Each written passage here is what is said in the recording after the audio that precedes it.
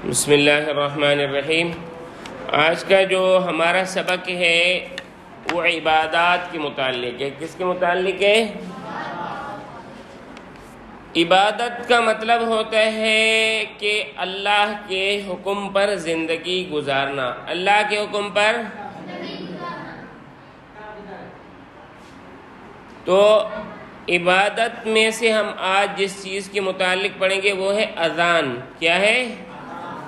کچھ لوگ اس کو آذان کہتے ہیں جو غلط ہے، یہ لفظ ہے اذان۔ کیا ہے؟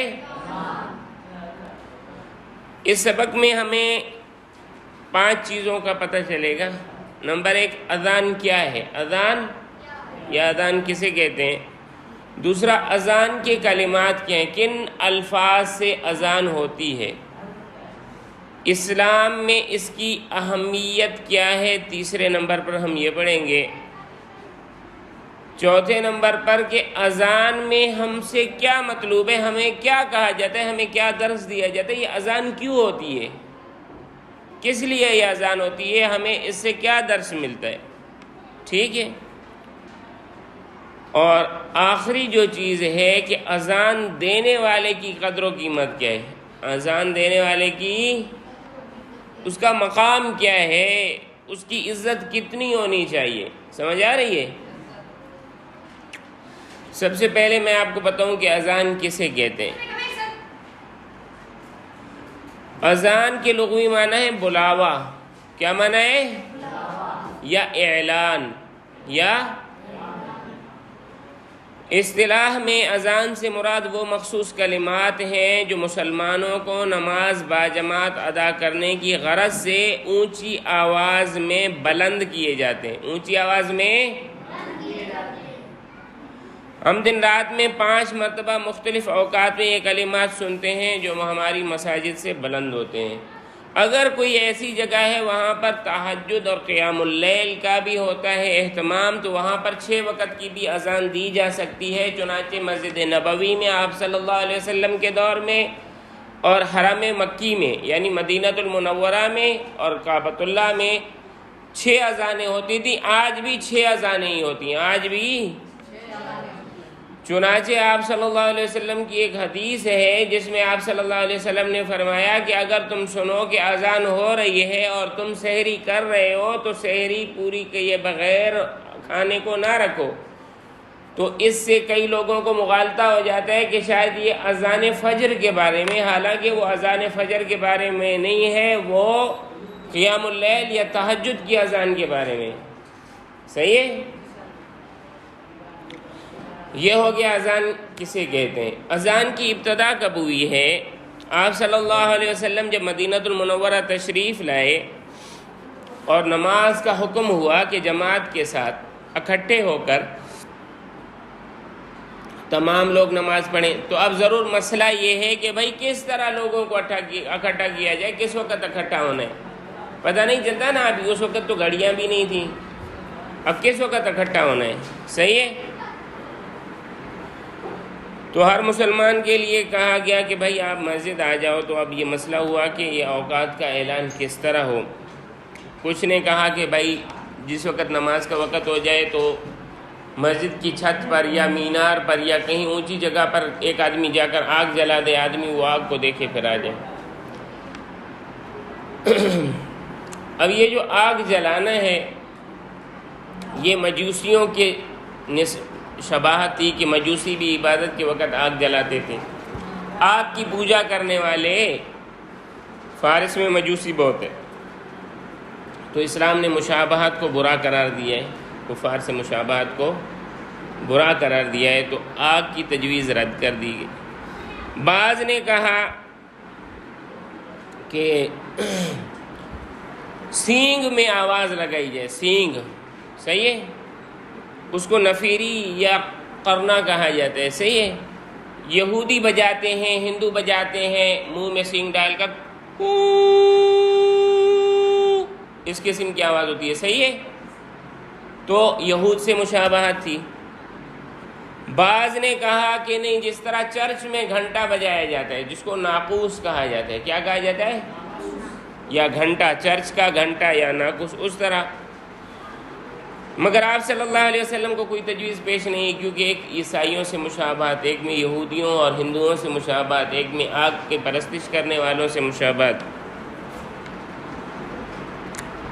مجلس ختم ہوئی، کل اس کے بارے میں مشورہ ہونا تھا، تو عبداللہ بن زید رضی اللہ تعالیٰ عنہ آپ صلی اللہ علیہ وسلم کی خدمت میں آئے اور عرض کیا کہ حضرت خواب میں مجھے اذان سکھائی گئی ہے، خواب میں مجھے اذان۔ کون آئے؟ عبداللہ بن زید، عبداللہ بن حضرت محمد صلی اللہ علیہ وسلم خاتم النبیین صلی اللہ علیہ وسلم نے ان سے تفصیل سن کر انہیں کہا جو کچھ تمہیں سکھایا گیا وہ بلال کو سکھا دو۔ ایک تو حضرت بلال رضی اللہ تعالیٰ عنہ بلند آواز کے تھے، جہوری الصوت کہا جاتا ہے۔ دوسرا یہ جو جتنے بھی حبشہ کے لوگ ہیں نا، ان کی عربی بڑی خالص ہے، ان کی ادائیگی بڑی صاف ہے، صحیح ہے۔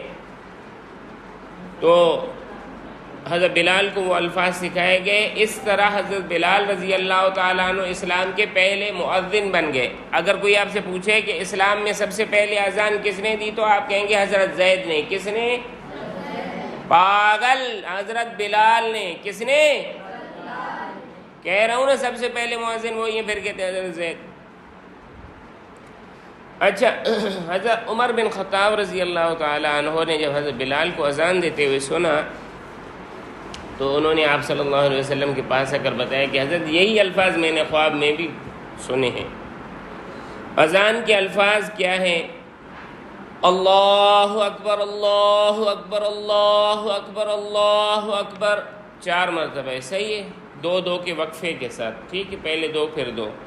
اشہد ان لا الہ الا اللہ، اشہد ان لا الہ الا اللہ، اشہد ان محمد رسول اللہ، اشہد ان محمد رسول اللہ، حی علی الصلاۃ، حی علی الصلاۃ، حی علی الفلاح، حی علی الفلاح۔ صبح کی نماز میں الصلاۃ خیر من النوم، الصلاۃ خیر من النوم۔ اگر صبح کی نماز نہیں ہے تو اس کے علاوہ جو دوسری نمازیں اس میں الصلاۃ خیر من النوم نہیں ہے، بلکہ کیا ہے؟ اللہ اکبر، اللہ اکبر، لا الہ الا اللہ، صحیح ہے۔ اچھا، جب اذان دی جائے، آپ صلی اللہ علیہ وسلم کی حدیث ہے، مسلم میں بھی ہے، تمام صحیح کتابوں میں بھی ہے، آپ صلی اللہ علیہ وسلم نے فرمایا اذا سمعتم المؤذن فقولوا مثل ما یقول، جب تم اذان دینے والے کو سنو تو اس کے کلمات کی طرح تم بھی کلمات کرو۔ جب وہ اللہ اکبر کہتے ہیں تم بھی اللہ اکبر کہو، صحیح۔ آگے وہ جو ہے حی علی الصلاۃ، حی علی الفلاح، اس میں لا حول ولا قوت الا باللہ، بقیہ تمام کلمات ایک جیسے ہیں، ٹھیک ہے۔ آپ صلی اللہ علیہ وسلم نے فرمایا مؤذن جیسے الفاظ کہو، ثم صلوا علی صلاۃ، پھر مجھ پر درود پڑھو، فإنہ من صلی علیہ صلاۃ صلی اللہ علیہ بہا 10، جس نے مجھ پر 1 مرتبہ درود پڑھا اللہ اس پر 10 مرتبہ رحمت فرمائیں گے۔ ثم سألوا لی الوسیلۃ فإنہا منزلۃ فی الجنۃ لا تنبغی الا لعبد من عباد اللہ وارجو ان اکون انہ فمن سأل اللہ لی الوسیلۃ حلت لہ شفاعتی یوم القیامہ۔ پھر اللہ سے میرے لیے وسیلہ کی دعا کرو۔ یہ جنت میں ایک مقام ہے جو صرف اللہ کے کسی ایک بندے کو ملے گا، اللہ کے کسی ایک بندے کو ملے گا، اور میں امید کرتا ہوں کہ شاید وہ ایک آدمی میں ہوں، شاید وہ ایک آدمی میں ہوں۔ تو جس نے میرے لیے اللہ سے وسیلہ کی دعا کی، قیامت کے دن اس کی سفارش کرنا اللہ سے میرے اوپر لازم ہو گیا۔ اس سے 2 چیزیں سبق ملتی ہیں۔ نمبر 1، اذان کے بعد قبولیت کا وقت ہے۔ آپ صلی اللہ علیہ وسلم نے یہ واحد مقام ہے جس میں تمام امت کو کہا میرے لیے دعا کرو، میرے لیے۔ دوسری بات، اذان کا جواب دینا لازم ہے، اور اذان کا جواب دینے کے بعد آپ صلی اللہ علیہ وسلم کی اگر شفاعت حاصل کرنی ہے تو آپ صلی اللہ علیہ وسلم پر درود پڑھ کر آپ صلی اللہ علیہ وسلم کے لیے دعا کریں، آپ صلی اللہ علیہ وسلم کے لیے دعا کریں، یا اللہ انہیں بلند مقام مقام محمود اور مقام وسیلہ عطا فرما. اردو میں، عربی میں بھی میں آپ کو بتاتا ہوں. اللہم رب هذه الدعوة التامة والصلاة القائمة آت محمدا الوسیلة والفضیلہ وارزقنا شفاعته یوم القیامہ. یہ صحیح الفاظ ہیں. کچھ الفاظ کے ہیر پھیر سے ملتے ہیں مگر ان الفاظ پر کلام موجود ہے. ٹھیک ہے. اچھا، ترجمہ یا ان کلمات کا مطلب کیا ہے؟ اللہ اکبر، یہ اذان کا پہلا کلمہ ہے، ابتدائی کلمہ ہے. اس کا مطلب ہے اللہ سب سے بڑا ہے. اللہ صحیح. اس کلمے کے اللہ تعالیٰ کی بڑائی اور عظمت کا اظہار ہے. اللہ کی بڑائی اور عظمت، اللہ کی بڑائی اور عظمت کا اظہار ہے کہ اللہ سب سے بڑے ہیں، اللہ سے بڑا کوئی بھی نہیں ہے. پھر اشہد اللہ الہ الا اللہ، اس کا مطلب یہ ہے کہ میں گواہی دیتا ہوں اللہ کے علاوہ کسی کی بات نہیں مانی جائے گی.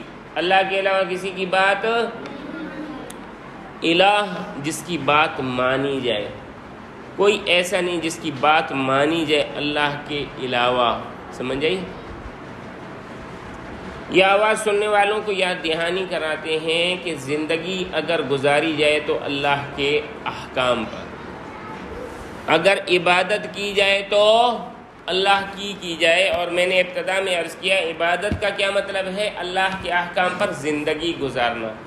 جہاں پر لفظ عبادت آئے تو آپ اس کا ترجمہ یا اس کا مفہوم کیا سمجھو؟ اللہ کے احکام پر زندگی گزارنا. اللہ کے احکام پر میری زندگی کیسا ہو؟ جیسا میرا اللہ چاہتا ہے، جیسا میرا. ٹھیک ہے. ہم نے اسی کے سامنے جھکنا ہے، اسی کے سامنے سوال کے لیے ہاتھ پھیلانے ہیں، کیونکہ ہم اسی کے غلام ہیں، اسی کے بندے ہیں، اسی کی ملکیت ہیں. اگر ہم کسی سے مانگیں تو یہ بات یاد رہے کہ ہم اپنے آپ کو اس کا غلام بنا رہے ہیں. تو مانگنا کس سے چاہیے؟ اللہ سے. پھر کہا جاتا ہے اشہد ان محمد الرسول اللہ. اس کا مطلب ہے میں گواہی دیتا ہوں حضرت محمد صلی اللہ علیہ وسلم اللہ کے پیغام لانے والے. اللہ کے کیا مطلب ہے اس کا؟ کہ بات اللہ کی ماننی ہے، طریقے محمد الرسول اللہ کے ماننے ہیں. کس طرح اللہ کی بات مانی جائے؟ بھائی اللہ کہتے ہیں اقیم الصلاۃ، نماز پڑھو. اب ایک میں اپنی نماز پڑھتا ہوں، نہیں، یہ نماز قابل قبول نہیں ہے. نماز قابل قبول کس طرح ہے؟ جس طرح محمد صلی اللہ علیہ وسلم نے پڑھ کر دکھائی. آپ صلی اللہ علیہ وسلم نے اگر فجر میں 2 سنتیں پڑھی ہیں، آپ 2 سنت پڑھو گے ثواب ملے گا. آپ 4 سنت پڑھو گے آپ کو گناہ ملے گا، ثواب نہیں ملے گا. آپ صلی اللہ علیہ وسلم نے فاتحہ قیام میں پڑھی ہے، آپ سجدے میں فاتحہ پڑھو گے ثواب نہیں ملے گا. نماز ختم ہے، نماز پڑھی جا رہی ہے، وہ عبادت مگر آپ صلی اللہ علیہ وسلم کے طریقے سے ہٹ کر ہے، وہ عبادت قابل قبول. محمد رسول اللہ کا کیا مطلب؟ اللہ کے احکام محمد صلی اللہ علیہ وسلم کے طریقے پر کرنے گے. صحیح ہے. پھر آتا ہے حی علی الصلاۃ، آؤ نماز کی طرف آؤ. یہ ہے اصل اعلان، آؤ نماز کی طرف، آؤ اللہ کی عبادت کی طرف، آؤ یہاں جمع ہو جاؤ. حی علی الفلاح، آؤ دنیا کی تمام خیروں کی طرف، آخرت کی تمام خیروں کی طرف، دنیا کی تمام مصیبتوں سے بچنے کے لیے، آخرت کی تمام مصیبتوں سے بچنے کے لیے. سمجھ آتی ہے؟ فلاح کا مطلب کیا ہے؟ کامیابی. فلاح کا ناقص معنی ہے. کامیابی کا فلاح کا کیا مطلب ہے؟ جس کو دنیا اور آخرت کی تمام خیریں مل گئیں، دنیا اور آخرت کی تمام مصیبتوں سے بچ گیا. لوگ کہتے ہیں رزق نہیں ہے اور روزی میں برکت نہیں ہے، زندگی میں سکون نہیں ہے، ہاں، اور قبر میں تنگی ہو جاتی ہے اور موت کے وقت کلمہ نصیب نہیں ہوتا، ہاں، اور قیامت کے دن تکلیف میں ہو سکتے ہیں۔ یہ 5 چیزیں انسان کے لیے بہت بڑی مشکلات۔ کون کون سی؟ رزق روزی، زندگی کا سکون، موت کے وقت کلمہ، قبر کی تنگی اور قیامت کے دن کی تکلیف۔ اللہ کا وعدہ ہے، اللہ کا نماز با جماعت ادا کرو، یہ 5 چیزیں سہل کرنا میری ذمہ داری، 5 چیزیں آسان کرنا، آؤ کامیابی کی طرف۔ کیا مطلب؟ اللہ کی بڑائی، اس کی وحدانیت، حضرت محمد صلی اللہ علیہ وسلم پر ایمان لانے کے بعد جو اہم ترین رکن نماز ہے، یہ کامیابی ہی کامیابی ہے، اسے ادا کرنا ہے۔ اسے آخر میں لا الہ الا اللہ کی اگر اذان ختم کر دی جاتی ہے، ایک مرتبہ پھر سننے والے سنتے ہیں کہ اللہ کے سوا کوئی عبادت کے لائق نہیں ہے۔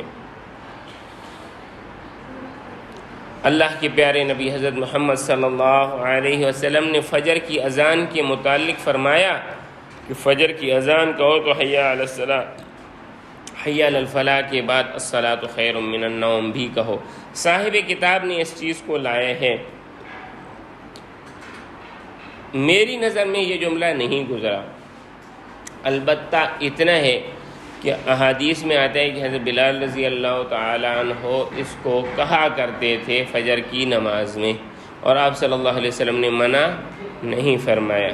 تو آپ صلی اللہ علیہ وسلم کی خاموشی بھی اس عمل کی اجازت ہے، ٹھیک ہے۔ اچھا، یہ کہا کیوں جاتا ہے الصلاۃ خیر من النوم کہ نماز نیند سے بہتر ہے، نماز نیند سے بہتر ہے، کہ جو ہے صبح کا وقت انسانی جو مزاج ہے نا، اس میں نیند غالب ہوتی ہے، نیند گہری ہوتی ہے، جس کی وجہ سے اس پر غفلت طاری ہو جائے، اس کا زیادہ اندیشہ ہوتا ہے۔ لہٰذا واضح طور پر اس جملے میں کہہ دیا کہ نماز اس نیند سے بہت بہتر ہے، سمجھ آئی؟ یہ نیند تھوڑی دیر کا آپ کا آرام ہے، نماز آپ کے رزق کو کشادہ کرے گی، دنیا کی پریشانیوں سے آپ کو بچائے گی، موت کے وقت کلمہ نصیب کرے گی، قیامت کے دن اللہ کے عرش کے سائے کے نیچے ہوں گے، اور کیا چاہیے جی؟ نیند کے اتنے فائدے ہیں؟ نیند کے اتنے فائدے نہیں ہیں جی، نیند کے اتنے فائدے نہیں ہیں، ٹھیک ہے۔ یہ کلمہ جو ہی کانوں میں گونجتا ہے، مسلمان فوراً اٹھ کر اللہ کے گھر کی طرف کھڑے ہو جاتے ہیں اور دوڑتے ہیں، کیونکہ وہ ہر حال میں اپنے لیے بہتری چاہتے ہیں۔ اذان کے فضائل اور فوائد کیا ہیں؟ قرآن حدیث میں بہت زیادہ ہے، صحیح ہے، ہم چند فوائد آپ کو بتاتے ہیں کہ لوگ نماز کی طرف متوجہ ہوتے ہیں۔ سب سے بڑا فائدہ تو یہ لوگ نماز کی طرف متوجہ ہوتے ہیں۔ اذان کی آواز سے اللہ کی خاص رحمت نازل ہوتی ہے، ٹھیک ہے۔ اذان کی آواز جہاں تک جاتی ہے شیطان دور بھاگ جاتا ہے، شیطان، حدیث میں آتا ہے شیطان گوز مارتا ہوا، گوز سمجھتے ہیں؟ گیس مارتا ہوا، وہ جو گیس نکلتا ہے نا پیچھے کے راستے سے، سمجھ آ رہا ہے؟ وہ مارتا ہوا بھاگتا ہوا جاتا ہے، کانوں میں ہاتھ دے کر کے یہ اذان نہ سنیں، اذان نہ سنیں۔ اذان کی آواز سن کر اس کا جواب دینے والے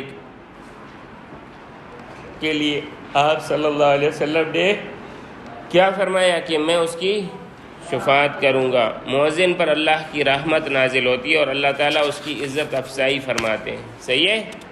اللہ تعالیٰ قیامت کے دن اس کی عزت افزائی فرمائیں گے، ٹھیک ہے میرا بیٹا؟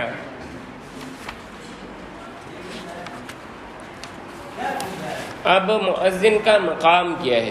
مؤذن کا مقام کیا ہے؟